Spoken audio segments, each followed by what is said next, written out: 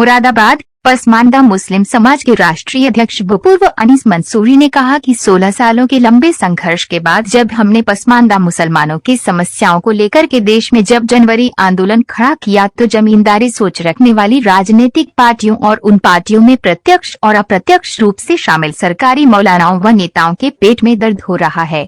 ऐसे लोग पसमानदा आंदोलन को डैमेज करने का काम कर रहे हैं।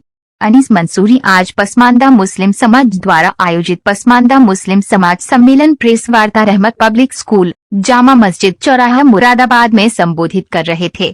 अनीस मंसूरी ने कहा कि जब हमने पिछले 16 वर्षों के लंबे संघर्ष के बाद देश व प्रदेश में पसमानदा मिशन को 85% पसमानदा मुसलमानों तक पहुंचाने का काम किया और उसके लिए माहौल बनाया तो तथाकथित संगठन और उनके स्वयंभू नेता अपने आप को पसमानदा हितैषी बनकर पसमानदा मुसलमानों को गुमराह करने के साथ रोज चुनावी मौसम में नाना प्रकार के संगठन बना रहे हैं। ऐसे लोगों से सावधान रहें जो समाज को गुमराह करने का काम कर रहे हैं। अनीस मंसूरी ने कहा कि जब पसमानदा मुसलमान अपना हक पाने के करीब होते हैं तो पसमानदा दुश्मन सोच के लोग इस्लाम की दुहाई देकर हमारे आंदोलन को कमजोर करने का प्रयास करते हैं। अनीस मंसूरी ने कहा कि जब पंडित जवाहरलाल नेहरू की सरकार संविधान सभा में आरक्षण को खत्म करने की बात कर रहे थे तो बाबा साहब भीमराव अम्बेडकर ने दलितों के आरक्षण खत्म करने का विरोध किया। उस वक्त सरदार वल्लभ भाई पटेल ने पिछड़ों के आरक्षण खत्म करने का विरोध किया, लेकिन संविधान सभा में सामंतवादी विचारधारा के मुसलमानों ने दलित मुसलमानों और पिछड़े मुसलमानों के आरक्षण पर खामोश क्यों थे? खामोश इसलिए थे कि कहीं पसमानदा मुसलमानों को भागीदारी मिलने लगी तो हमारी गुलामी कौन करेगा। यही वजह है कि 74 सालों से पसमानदा मुसलमान दलित आरक्षण से महरूम है। इन 74 सालों में सामंती सोच की किसी मौलाना या तथाकथित सेक्युलर राजनीतिक दलों ने यह प्रतिबंध हटाने की दिशा में कोई प्रयास करना तो दूर इस पर बात तक नहीं की। आज जब इस आंदोलन को अनीस मंसूरी ने प्रधानमंत्री से लेकर सभी राजनीतिक पार्टियों और देश भर में पहुंचा दी तो ऐसी सामंतवादी सोच के लोग इस आंदोलन को ये कहकर डैमेज कर रहे हैं कि इस्लाम में कोई पसमानदा नहीं होता है, सभी लोग बराबर हैं। अनीस मंसूरी ने कहा कि इस बात को सिर्फ हम ही नहीं बल्कि मुसलमानों की कुल आबादी के 85% पसमानदा मुसलमान भी मानते हैं। अनीस मंसूरी ने कहा कि हम पसमानदा मुसलमानों की बदहाली को लेकर समाज में व्याप्त भेदभावपूर्ण नीति और दुर्व्यवस्था के खिलाफ जंग लड़ रहे हैं। हमें खुशी है कि देश के प्रधानमंत्री से लेकर सभी राजनीतिक पार्टियों और पूरे देश में इसकी चर्चा हो रही है। अनीस मंसूरी ने कहा कि वे यह दिन दूर नहीं जब हमारे इस आंदोलन को कामयाबी हासिल होगी। अनीस मंसूरी ने कहा कि मुसलमानों की कुल आबादी का 85% पसमानदा मुसलमान हैं। केंद्र और राज्य की सरकारों ने भी इनका शोषण किया है। सरकारों की अनदेखी के कारण इनके पुश्तैनी कारोबार समाप्त हो गए हैं।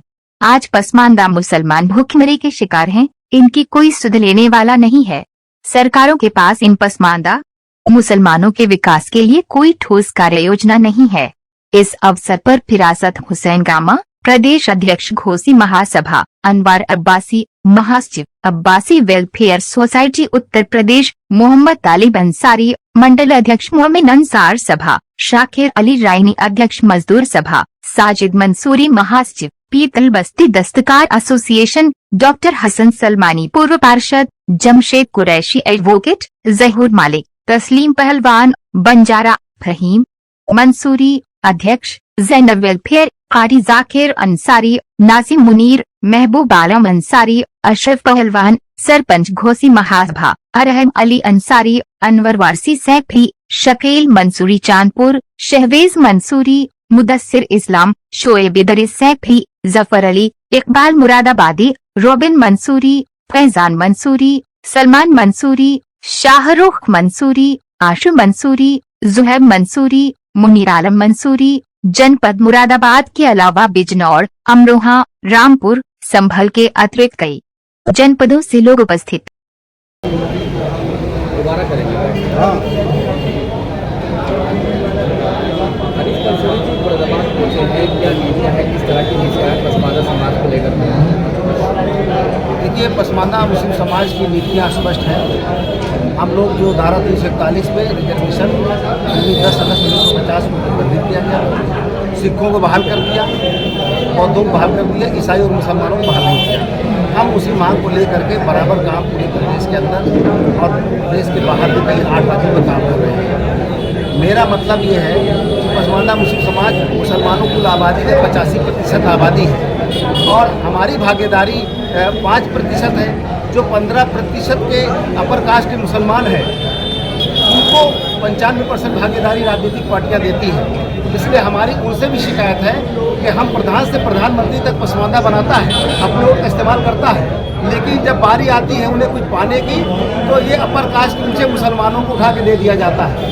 और जो पसमानदा मुस्लिम समाज आज देश के अंदर एक बड़ा रूप ले चुका है और पसमानदा मुस्लिम समाज संगठित हो चुका है, तो अब कुछ बड़े मुसलमानों में भी हमारे संगठन को धक्का पहुंचाने के लिए, चोट पहुंचाने के लिए तरह-तरह बयानबाजी हो रही है। जैसे आपके मुरादाबाद के सांसद HT हसन साहब ने ये बात कहा कि पसमानदा इस्लाम में पसमानदा मुसलमानों का कोई कॉन्सेप्ट नहीं है।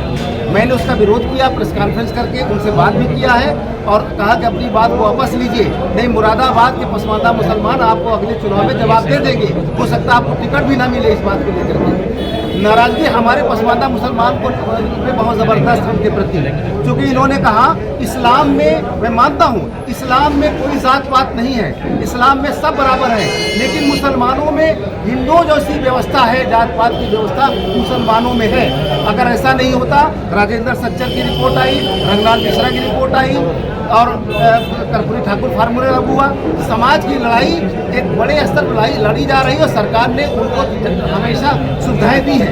इसलिए ऐसे लोग जो समाज को बांटने का काम करते हैं, गुमराह पैदा करते हैं, उनको पसमानदा मुस्लिम समाज आने वाले चुनाव में उनको सबक जरूर सिखाएगा।